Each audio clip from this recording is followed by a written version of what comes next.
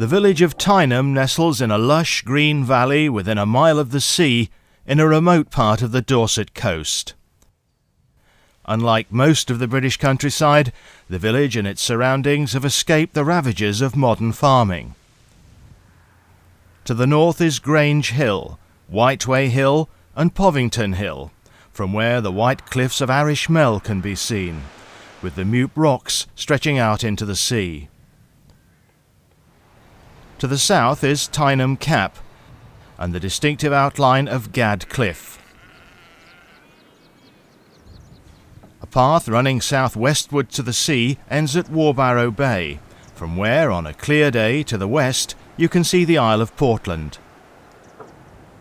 Tyneham is now deserted, but it wasn't always that way. In the early 1940s, Tyneham and its surrounding area were home to about 225 people, with about 40 living in the village itself. The village consisted of several homes, as well as a post office, church and school. It was a flourishing little community in an idyllic setting, but all that was to change.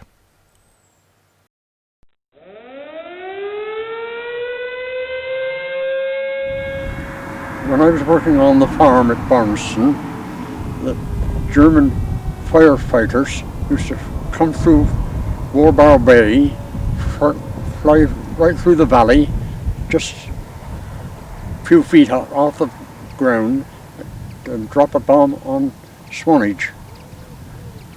And we used to have to duck down below the hedge to get out of the way of the bullets flying. And I saw one Messerschmitt fly down through the village, down through the valley, and instead of dropping the bomb in Swanage, he turned and dropped the bomb near Blashenwell Farm in the field and circled up over and went away over the hill. With the threat of the Second World War looming ever nearer, the Ministry of Defence, or War Office as it was then known, needed extra land for military exercises and firing ranges.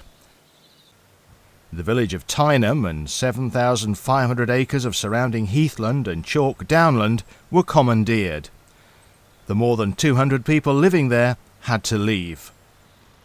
On the 16th of November 1943, a letter was delivered to each household, explaining that the villagers were required to move from their homes by the 19th of the following month. They had to be out just a few days before Christmas. The villagers left on the understanding that this was a temporary measure for the duration of the war.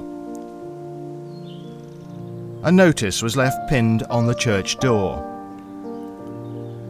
Please treat the church and houses with care. We've given up our homes where many of us have lived for generations to help win the war to keep men free. We'll return one day and thank you for treating the village kindly. They were never to return.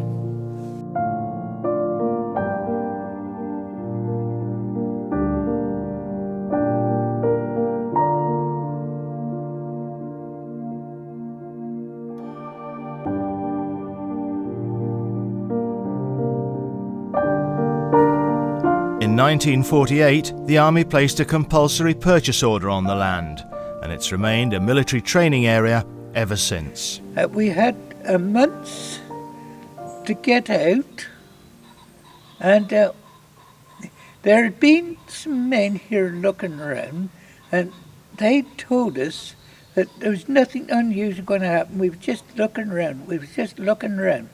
And they'd gone round and they took some photographs and everything of it, and they was here around this area for a day or two, and they was told they didn't have to tell nobody anything, and they didn't. All of a sudden this month, no.